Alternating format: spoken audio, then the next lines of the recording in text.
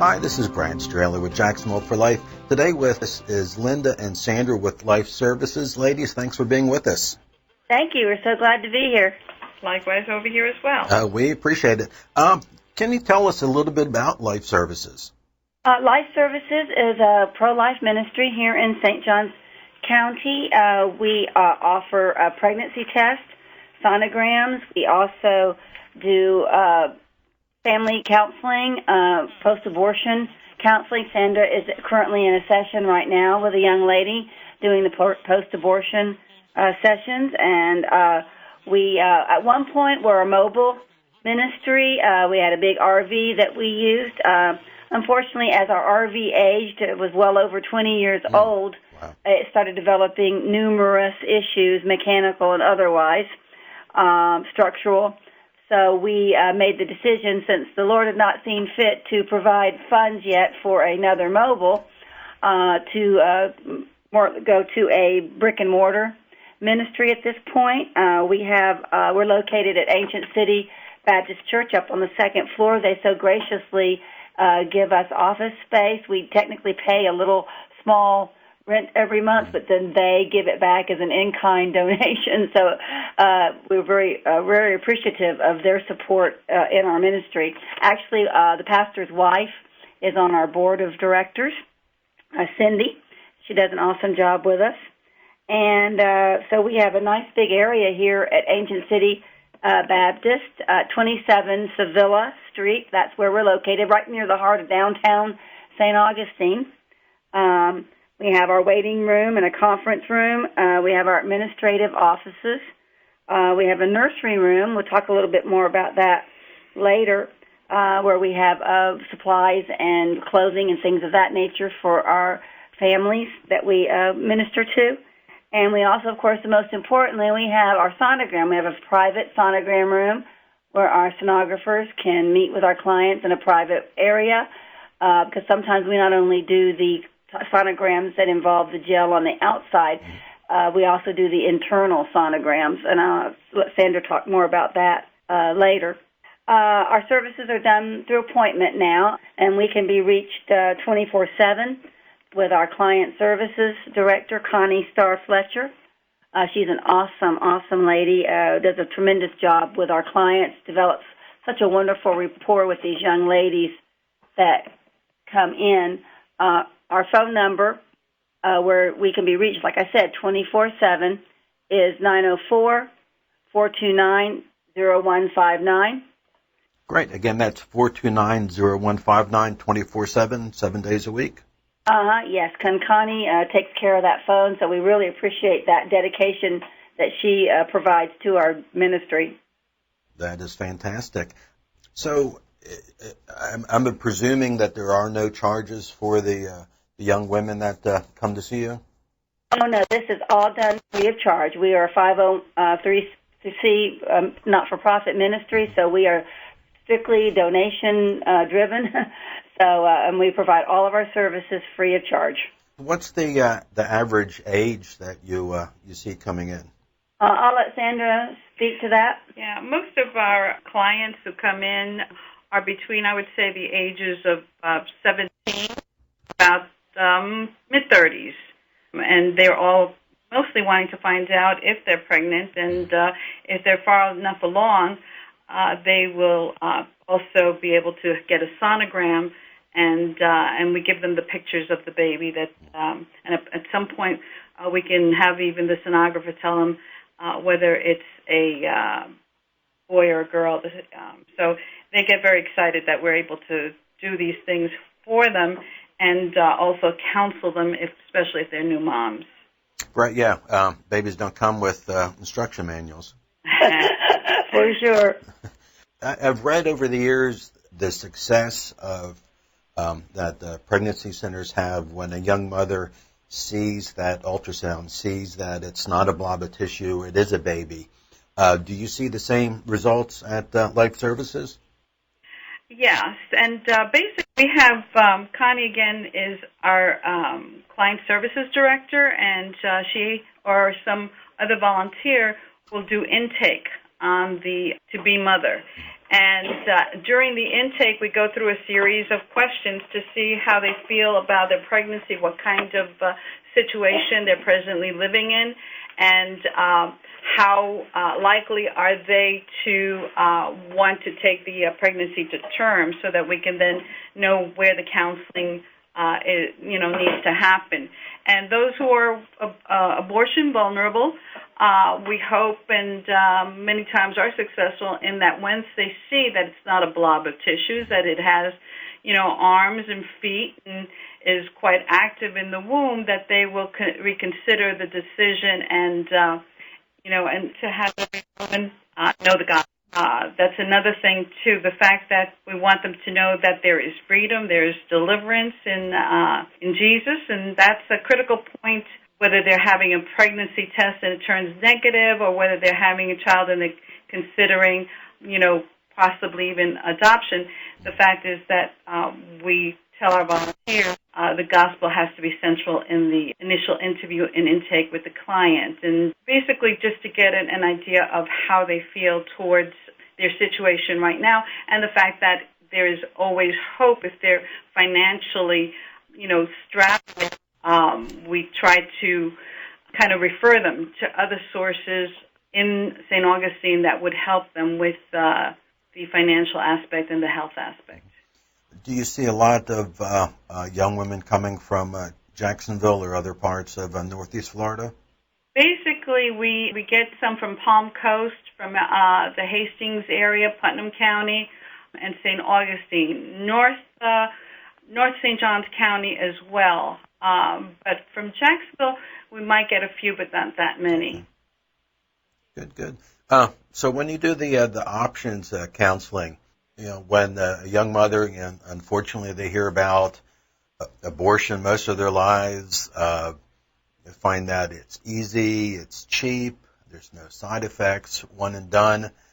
How do you, go over that with them, and how in depth do you get there talking about, raising your child or adoption?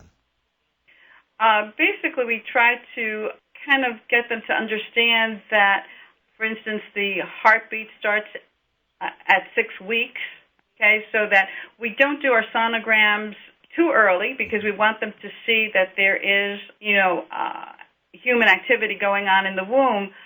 So our sonograms are between week 7 and 17. If somebody comes and is abortion vulnerable and is, let's say, 6 weeks, we'll do an exception and go ahead and explain what they're going to see. But we do the counseling on what is going on with the development of the child in the womb, and tell them, the specific markers like the 6-week heartbeat, the fact that they're having different stages of development. We have fetal models that we kind of show whenever we feel that's going to be something that they're going to benefit from, so that they are equipped to make a serious decision on whether they're going to, bring the child to term or not.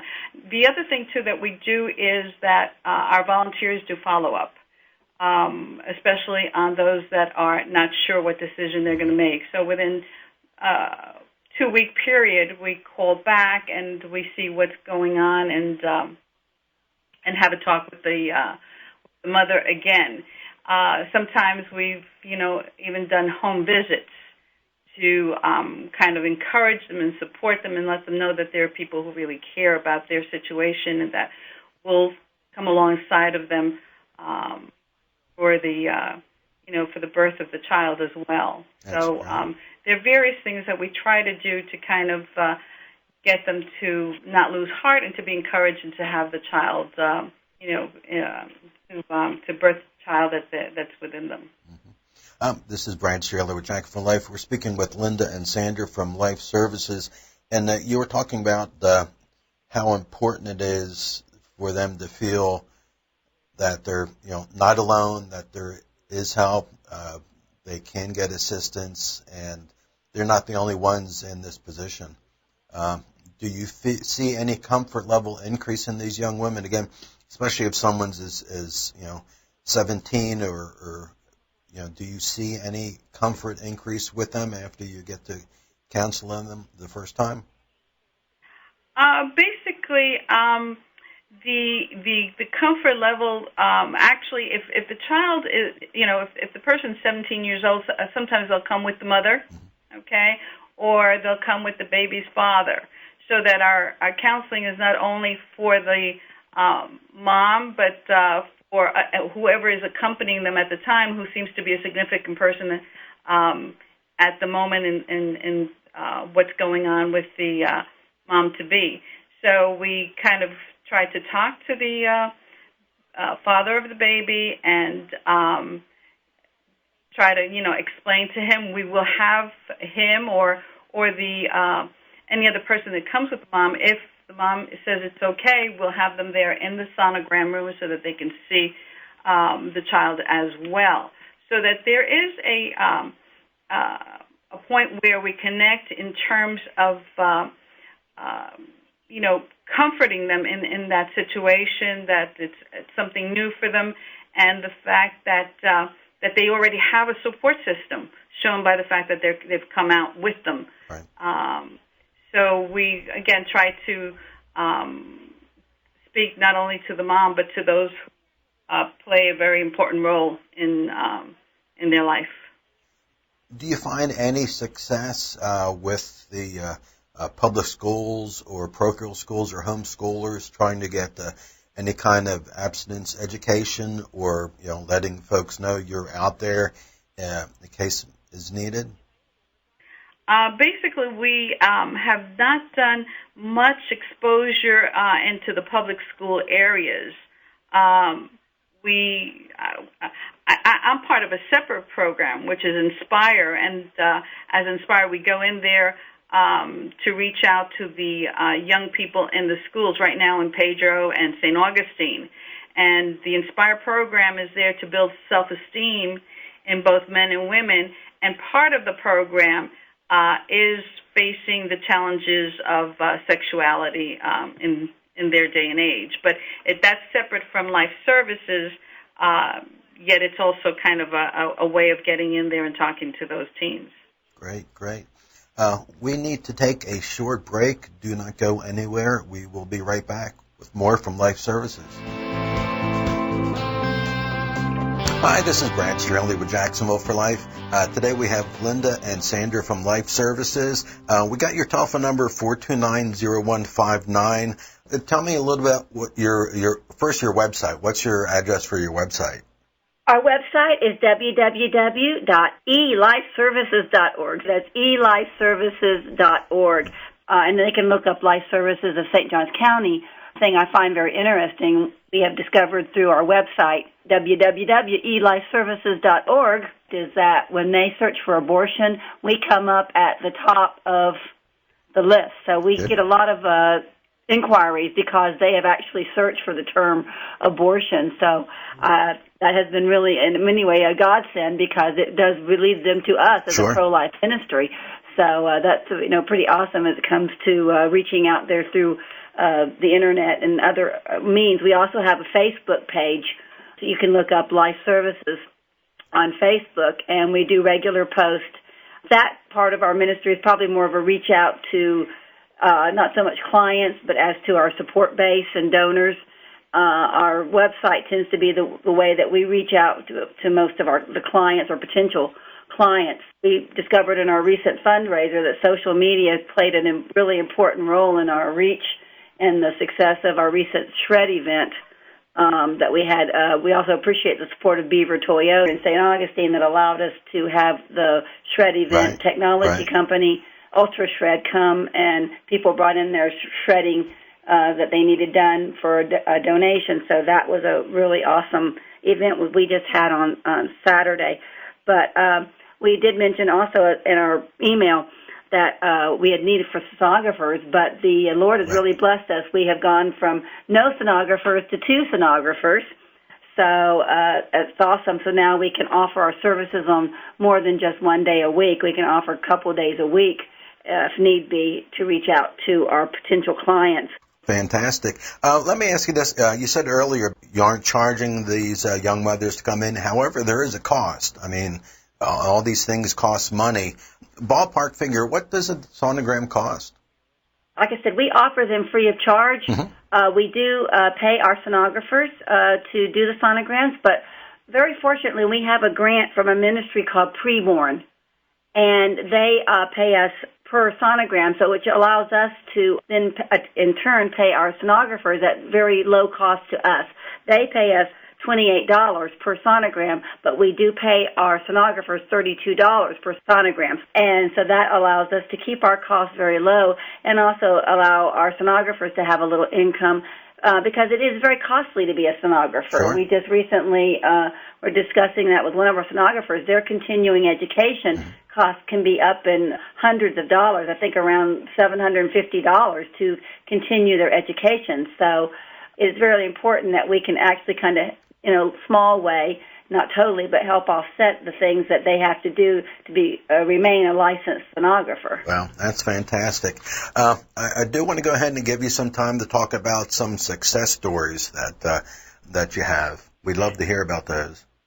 Yeah, we had mentioned the fact that about close to 2 years ago, we had a person, which we'll call Kathy for privacy purposes. But Kathy came with the baby's father and wanted to know, whether she was pregnant. And yes, she was. She was positive, and we had the counseling with her. And at the time, she and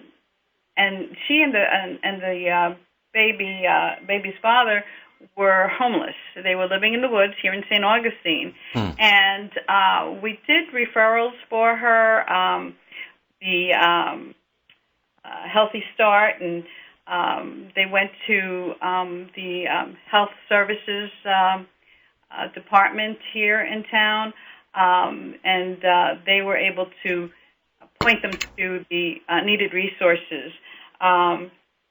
We have kept in touch with Kathy, and she now, fast forwarding to the present, she had a healthy baby girl, Nina, and she's about 9 months old. We have, been able to have her come into our nursery area and pick out anything that she would need as the child keeps on growing. And Kathy just, is grateful for some of us having come into her life. She has hooked up with a mom's group that we know the people, who head that up. And so she has kept using the resources of Life Services and any other, groups that are out there that have a pro-life agenda to help the mothers along, even after they've had the child. So we were just grateful. The father is very proud of his baby girl, and it's just a wonderful thing to see something coming out in such a positive way for the child, the family, and that they really take the time to make sure that Elena is, comfortable and is growing well and is adjusted. And they also have been able to secure housing. Yeah. Oh, wow. So many times we hear from the pro-abortion folks or the media, okay, well, you guys are pro-life and you don't want to sit there and have mothers have abortions, but what do you do after the baby is born? And I think that's a perfect example of, how pro-life folks help not just during those 9 months, but years afterwards. That's right, yeah. And some of the clients volunteer from time to time. They want to give back to Life Services, nice. And they'll come and try to rearrange our nursery area. They'll bring donations. So, yeah, there is a trying to keep in contact with them. Our other story was recent, and this story is Jasmine. She came. She was by herself, and she told us she was here from Jamaica. She had married, and apparently it might have been, out of necessity, the marriage situation. She was surprised to find out that she was pregnant. She saw the child. She was already about 15 weeks, so that our sonographer was able to tell her that it was a boy that she was going to be having, and she had in mind, she was an abortion vulnerable mom, And that, I would say, when she saw the child so fully developed and so active, she even commented, "Oh, he looks like he's dancing." She kind of, said that she would think about adoption. And we, again, talked to her, explained, the gospel, asked her if she was going anywhere for spiritual support as well as, health-wise. And she was living with a niece of hers here in St. Augustine. Once she left, even though we had given her the information about the adoption, we felt that she needed to be contacted. And sometimes it's not an easy thing to contact our clients. Sometimes what has happened is that their phones are not ready to take messages, or somebody else answers. It varies. Right. But it got to the point where we needed to find out how she was doing. So we did have an address that was in town, and we just decided to go. Actually, Linda and myself went to her home, and she was there. She came out, and we spoke. We sat down in an area outside, and she said, that she was still, carrying, because I even commented, "You're not showing that much." She says, "Oh, I don't show." She already has 2 children who are in Jamaica with her mother. So the kids are with the grandma. And, again, the difficulty in the finances that she's facing. So, again, we, went over the options. If she kept the child, that we would, help out and point her to the different resources. If she decided for adoption, that we had also possibility of getting her to talk to people in the different adoption areas in Jacksonville and in other places. So we had a good meeting with her, and afterwards I heard from one of the other volunteers who had done the initial intake with her that she was actually thinking about keeping the child at this point. So we want to just be there for her, and when the child comes, into the world, we want to be able to present her with a little something on behalf of Life Service. That is fantastic. With the couple minutes we have left, again, we said this isn't free to you guys. You don't charge the young mothers. What do you guys need to keep going? Well, of course, the big thing is always money. Right. But donations are always welcome in any form or amount. We big or small, we always can use that. Physical needs, we need crib sheet sets. Biggie is baby formula. Formula is extremely expensive, and one of the big items that these mothers, particularly if they're having financial issues, is to provide formula to them. But that is one of our more expensive items that we provide. So that's always a wonderful donation.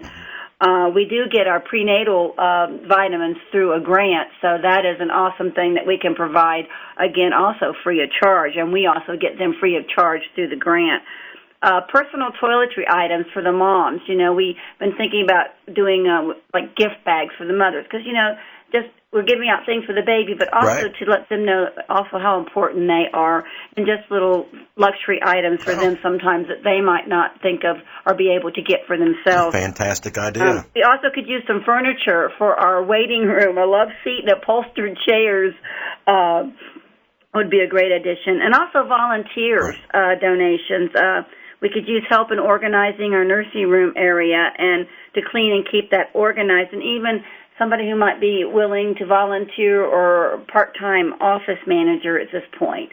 So those are all great needs that we could use. We are just about out of time. If someone wants to get in touch with you guys that will want to volunteer or make donations or more information about Life Services, how can they reach you? Again, our phone number is 904-429-0159. Connie answers that phone 24/7, and is not only there for clients but for any volunteers. They can also reach out through our website, which is elifeservices.org. We do have a contact form on that website that people can reach us through, or even on our Facebook page. They can look for Life Services on Facebook and send us messages through Facebook. So we have several ways that people can contact us for whatever needs or volunteer opportunities. Very good. Well, we want to thank you so much for joining us today and for all you do to promote a culture of life.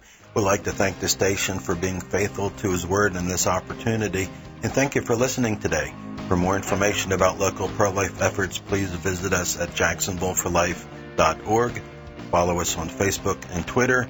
Until next time, do something, save babies in Jacksonville.